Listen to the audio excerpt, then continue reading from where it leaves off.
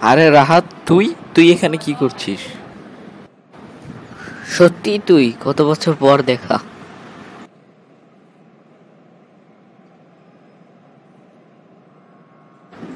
তুই এখানে তুই এখানে কি করছিস? মায়ের শরীরটা বেশি ভালো নেই, তাই হুট করেই চলে আসলাম। ভাবতেই পারিনি যে তোকে এখানে দেখতে পাবো। ভাগ্য ভালো আজকে আমি দেরিতে ভোর হয়েছি, নাহলে তোর সাথে আমার দেখাই হতো না। তো কেমন আছিস তুই?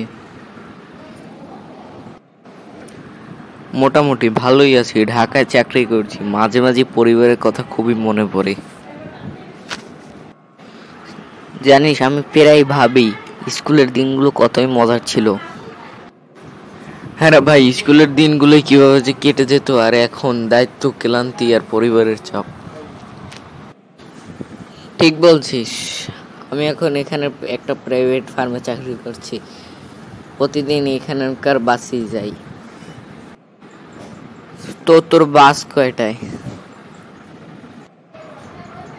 এই তো সন্ধ্যা 6টায়। ভাবছি বিকালটা একটু ঘুরবো।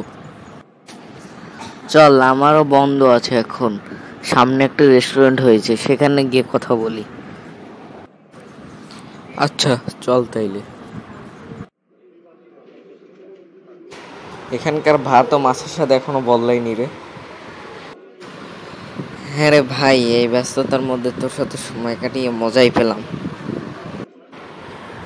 বিশ্বাস করবি না, ঢাকা শহরে তোদের কথা যে কি মনে পড়ে। আজকের মতো উঠি রে ভাই, 5টা বেজে গেছে, যে বাস ধরতে হবে। Thanks for watching. Subscribe.